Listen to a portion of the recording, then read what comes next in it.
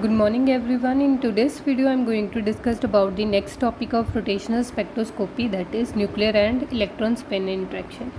तो यहाँ पर आपके पास इस टॉपिक में आप क्या करोगे, सबसे पहले आपके पास nuclei with net spin I has nuclear angular momentum I square root of I plus 1 H cross का मतलब है h/2π, तो आप वो भी लिख सकते हो। आपके पास जो न्यूक्लियर एंगुलर मोमेंटम होता है वो किसके इक्वल होता है, I is equals to I plus 1, where I is nuclear spin. Nuclear spin और इलेक्ट्रॉन स्पिन में फ़र्क है। जो आपके पास इलेक्ट्रॉन के लेवल स्पिन होती है वो क्या होती है, या तो इलेक्ट्रॉन क्लॉकवाइज रोटेट कर सकता है या तो आपका इलेक्ट्रॉन एंटी क्लॉकवाइज, तो +2 और -2 होती है। लेकिन यहाँ पर जो हम न्यूक्लियर स्पिन की बात कर रहे हैं वो विद इन न्यूक्लियस है, तो न्यूक्लियस के जो एनर्जी लेवल्स हैं वो हमने नहीं पढ़े। तो यहाँ पर जो न्यूक्लियर स्पिन है वो डिपेंड करती है कि आपका जो पर्टिकुलर एटम है या प्रोटॉन जो जिसकी भी हम बात करें एलिमेंट की, जैसे B511, तो उसका न्यूक्लियर स्पिन अलग होगा। तो यहाँ पर बच्चे क्या करते हैं, ज़्यादातर न्यूक्लियर स्पिन को इलेक्ट्रॉन स्पिन के साथ मिक्स कर देते हैं, जिस वजह से आंसर गलत होता है। जो आपको आई वैल्यूज़ होंगी वो मैक्सिमम केसेस में हमें याद रखनी पड़ती है, क्योंकि जो न्यूक्लियस के लेवल्स हैं वो हमें नहीं पता कि न्यूक्लियस किस किस लेवल पे रोटेट करते हैं। हमारे पास जो प्रोटॉन है या न्यूट्रॉन है वो न्यूक्लियस के अंदर किस किस लेवल पे रोटेट कर रहे हैं, तो उसे हम इलेक्ट्रॉन के साथ मिक्स नहीं कर सकते। तो यहाँ पर आपको सिर्फ केसेस दिए जाएंगे, उस भी यहाँ पे आप जज कर सकते हो कि उसकी आई वैल्यू किस रेंज में होगी, लेकिन एग्जैक्ट आई वैल्यू आपको सिस्टम की या तो याद करनी पड़ेगी या आपको न्यूमेरिकल को सॉल्व करने के लिए गिवन होगी। The produce due to splitting of nuclear spin is of the order of, ये आपके पास सिंपल सी वैल्यूज़ हैं। यहाँ पर आपको पता चल जाएगा आपकी न्यूक्लियर स्पिन किस रेंज की होंगी। The particle with half integral spin, ऐसे पार्टिकल्स जिनकी इंटेग्रल स्पिन हाफ होगी। हाफ का मतलब क्या होता है, आई की वैल्यू n/2 के फॉर्म में, जैसे 1/2 हो गया, 3/2 हो गया, 5/2 हो गया।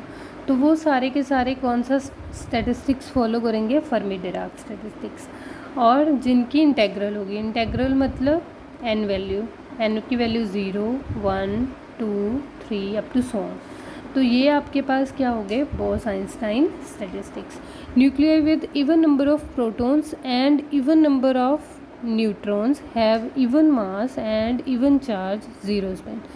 जहाँ पर आपके पास सारी सिचुएशन इवन है, number of protons even, number of electrons even, number of neutrons even के उसका जो मास है, एटॉमिक मास, वो भी इवन, तो ऐसे केसेस में आपकी आई वैल्यू क्या रहेगी, 0 रहेगी। Clear. Nuclei with odd neutrons, odd protons and have odd charge but mass is even, then they have integral spin. तो आपके पास अगर उनका प्रोटॉन्स भी, न्यूट्रॉन का डिफरेंस आप कैसे निकालते हो, 2 - 1, 1, न्यूट्रॉन भी ऑड और उसके ऊपर चार्ज भी ऑड हो, लेकिन मास नंबर सिर्फ उसका इवन हो, तो वो सारे के सारे जो एलिमेंट्स हैं उनका जो न्यूक्लियर स्पिन होगा वो क्या होगा, इंटेग्रल। तो इंटेग्रल का मतलब सिर्फ सारे इंटीजर्स हो सकते हैं, 1, 2, 3, 0 के केस उन्होंने बता दिया, उसके अलावा इंटीजर्स कोई भी। न्यूक्लियाई विद 1 of n और न्यूट्रॉन और प्रोटॉन इज़ ऑड, इनमें से एक कोई भी, and other even have half integral spin, तो उसके अलावा एक ऑड हो, न्यूट्रॉन और प्रोटॉन में से एक ऑड हो, दूसरा इवन हो, तब आपके पास जो सिस्टम हो गए उनकी जो न्यूक्लियर स्पिन होगी वो क्या होगी, हाफ इंटेग्रल होगी। तो उसके लिए आपके पास एग्जांपल्स दिए हुए हैं। क्लियर। तो इस तरह से आपको सिर्फ आई की वैल्यूज़ का पता चला है। तो आई की वैल्यू अगर इंटीजर हुई तो आपके पास कौन सा स्टैटिस्टिक्स फॉलो होगा, बोस-आइंस्टाइन। अगर वो हाफ इंटीजर हुई तो आपके पास कौन सा स्टैटिस्टिक्स फॉलो होगा, फर्मी डिराक। तो अभी हम आगे पढ़ते हैं। सबसे पहले जब आप टोटल वेव फंक्शन, किसी भी टोटल वेव फंक्शन या पार्टीशन फंक्शन, दोनों की बात कर सकते हैं। मैंने यहाँ वेव मेंशन किया, आप वेव भी कर सकते हो, पार्टीशन, क्योंकि आगे जब आप पढ़ोगे इस आर्टिकल को तो पार्टीशन यूज़ किया हो, तो आप यहाँ पर भी पार्टीशन ही लिख सकते हो। टोटल पार्टीशन फंक्शन किसी भी मॉलिक्यूल का आप कैसे डिफाइन कर सकते हो, electronic partition value, vibrational, rotational और nuclear spin. Out of this हम पहले इसे पढ़ते हैं फिर देखते हैं। यहाँ पर एक नॉर्मल से डिस्कशन करते हैं कि आपके पास जब भी वेव फंक्शन या पार्टीशन फंक्शन आपने लिया, जो ओरिजिनल वैल्यू से, जैसे हम फंक्शन में करते थे कि हमने फंक्शन की वैल्यू फिल करी और एफ एक्स की सपोज़ करो हमने वैल्यू फिल करी एफ एक्स और इस आंसर उसका माइनस ऑफ दैट एक्स आ गया, मतलब साइन चेंज हो गया, तो वो क्या होते थे, फंक्शन एंटी सिमेट्रिकल होते थे उस। और अगर हमने फंक्शन की वैल्यू फिल करी, अपना जो भी फंक्शन हमें दिया हुआ है उसकी वैल्यू एक्स ही आई, मतलब ओरिजिनल वैल्यू ही आई, तो आप हम उससे क्या बोलते थे, सिमेट्रिकल। तो सेम सिचुएशन यही रहेगी, जब भी वैल्यू चेंज हो गई तो वो एंटी सिमेट्रिक हो गए विद रिस्पेक्ट टू दैट, अगर वैल्यू ना चेंज हुई तो वो सिमेट्रिकल रहेगा। सिमेट्रिक और एंटी सिमेट्रिक का ये प्रॉपर्टी हमने ग्रुप थ्योरी में भी यूज़ किया था वाइल डिज़ाइन करैक्टर टेबल। तो करैक्टर टेबल में भी हमने ऐसे बोला था कि अगर वैल्यू माइनस, मतलब डायरेक्शन चेंज हो गई या साइन नेगेटिव हो गया तो उसे एंटी बोलेंगे, अदरवाइज़ वो सिमेट्रिकल है। और न्यूक्लियर स्पिन के केस में सिमेट्रिकल और एंटी सिमेट्रिकल आप कैसे डिफाइन करोगे, जब आप 2i+1 इंटू i+1 होगा तो आपके पास जो आपका स्पिन होगा, न्यूक्लियर स्पिन का फंक्शन, वो सिमेट्रिकल होगा। 2i+1 को i के साथ मल्टीप्लाई करोगे तो वो एंटी सिमेट्रिकल होगा। क्लियर? तो अब हम इसे आगे डिस्कस करते हैं। तो आपके पास टोटल वेव फंक्शन में आपके पास ये सारे इंक्लूडेड हैं, लेकिन जो आपके पास डिसाइडिंग फैक्टर है वो क्या है, आपका रोटेशनल और न्यूक्लियर। तो यही मैंने लिखा हुआ है, ये translational symmetry with respect to exchange of particles. आपने दो पार्टिकल्स की पोजीशन को एक्सचेंज कर दिया तो आपका ट्रांसलेशनल फंक्शन क्या रहेगा, सिमेट्रिकली रहेगा। वाइब्रेशनल भी सिमेट्रिकली रहेगा, इलेक्ट्रॉनिक भी ज़्यादा केसेस में सिमेट्रिकली होता है, लेकिन न्यूक्लियर स्पिन और आपका रोटेशनल लेवल्स हैं, ये दोनों सिमेट्रिक और एंटी सिमेट्रिक हो सकते हैं। तो वही मैंने यहाँ पे मेंशन किया हुआ है, क्योंकि आपके रोटेशनल फार्मूला में फैक्टर इंट्रोड्यूस होता है -1 j का। अगर j की वैल्यू इवन है तो आपका फंक्शन इवन आ जाएगा, दैट मीन्स सिमेट्रिकल। अगर j की वैल्यू ऑड है तो आपके पास वैल्यू में माइनस आ जाएगा, तो वो एंटी सिमेट्रिकल है। इसी तरह से न्यूक्लियर स्पिन में भी मैंने पहले बता दिया था कि i इंटू 2i+1 तो एंटी सिमेट्रिक है, i+1 इंटू 2i+1 सिमेट्रिकल। दोनों को अगर आपने प्लस कर दिया तो आपके पास लेवल क्या आएंगे, टोटल न्यूक्लियर स्पिन स्टेट्स, जिसे हम 2i+1 स्क्वायर बोलते हैं। अब इसे अप्लाई कैसे करना है ये सीखना।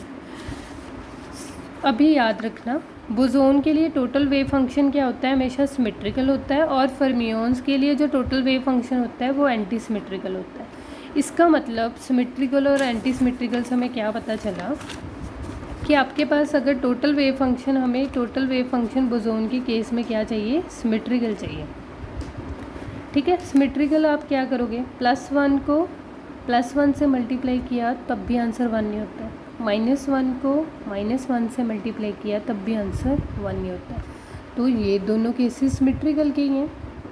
तो इन दोनों केसेस को आप यूज़ कैसे करोगे, साइब आपका wave function nuclear, wave function आपका रोटेशनल, दोनों ये भी सिमेट्रिकल, ये भी सिमेट्रिकल तो भी हो सकता है।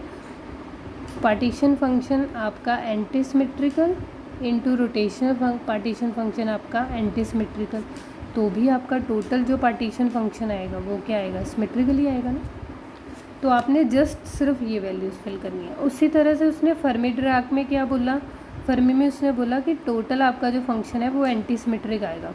तो अभी आपने क्या किया, QN सिमेट्रिकल, QR एंटी ले लो तब भी -1 नहीं आएगा। अगर हम QN एंटी सिमेट्रिक ले लें, QR को सिमेट्रिक ले लें, तब भी मेरे पास सम क्या आएगा, टोटल वेव फंक्शन मेरे पास एंटी सिमेट्रिकली आया। सिर्फ अब वैल्यूज़ फिल करनी है, एक बार से फिर से ध्यान से कर लो। बोसोन में क्या बोल रहा है कि आपके पास टोटल जो पार्टीशन फंक्शन है या वेव फंक्शन है वो सिमेट्रिकल आना चाहिए। सिमेट्रिकल कैसे, उसकी साइन चेंज नहीं होनी चाहिए। अब +1 को +1 से मल्टीप्लाई किया 1, -1 को -1 से मल्टीप्लाई किया 1, इसका मतलब दोनों सिमेट्रिकल हो या दोनों एंटी सिमेट्रिकल हो, तो मेरा टोटल वेव फंक्शन क्या आएगा, सिमेट्रिकल आएगा। बोल राइट।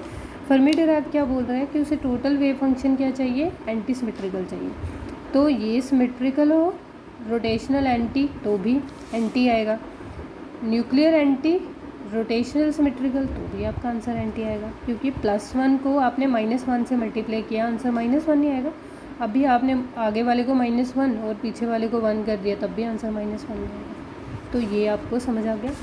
यहाँ पर आपके पास सिंपल से उसने वैल्यूज़ फिल की हुई हैं। पार्टीशन फंक्शन फर्मियंस के लिए लिख रहा है सबसे पहले, तो एंटी सिमेट्रिक होना चाहिए, तो यही लिखा है देखो, सिमेट्रिकल पोर्शन, एंटी सिमेट्रिकल, फिर उसके बाद इसके पास एंटी सिमेट्रिकल, और ये आपके पास सिमेट्रिकल। जे की वैल्यू से आपको पता चल जाएगा ना, जे की वैल्यू 135, तो -1 जे का आंसर माइनस आएगा, तो वो एंटी सिमेट्रिकल हो गया। 246 इवन फिल करोगे तो जे की वैल्यू पॉजिटिव आएगी, तो वो सिमेट्रिकल होगी। तो आपने सिर्फ ये वैल्यूज़ 1 टोटल न्यूक्लियर स्पिन, तो ये टोटल, ये फॉर्मूला, तो यहाँ पर आपने फिल करना है। तो उसने आपको एग्जाम्पल में पूछा हुआ, एग्ज़ाम में हाइड्रोजन के लिए प्रूव करना है, तो हाइड्रोजन के लिए आप डिराइव करोगे पार्टीशन फंक्शन। हाइड्रोजन क्या होते हैं, फर्मियंस होते हैं, तो फर्मियंस क्या रहेंगे, एंटी सिमेट्रिकल, तो यहाँ पर हाइड्रोजन पर यही फॉर्मूला लगेगा।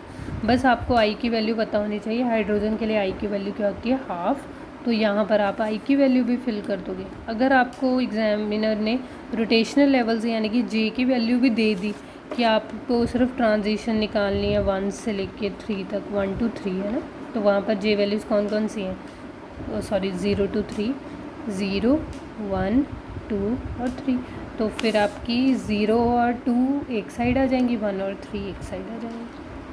ठीक है, तो यहाँ पर आप और सिंप्लीफाई कर सकते हो बस। सिमिलर वे में आपके पास बोसोन के लिए है। बोसोन के लिए उसने क्या बोला कि सिमेट्रिकल लेना है, दोनों सिमेट्रिकल, ये भी सिमेट्रिकल, ये भी एंटी, ये भी एंटी।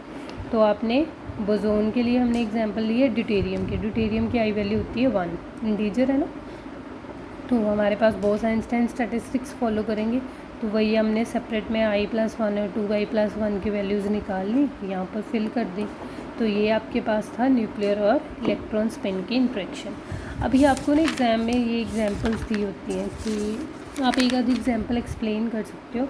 जैसे यहाँ पर आपको दिया हुआ है कि हाइड्रोजन के लिए स्पेक्ट्रा दिया, आई की वैल्यू हमने हाफ, वो आपने प्रूव कर दिया।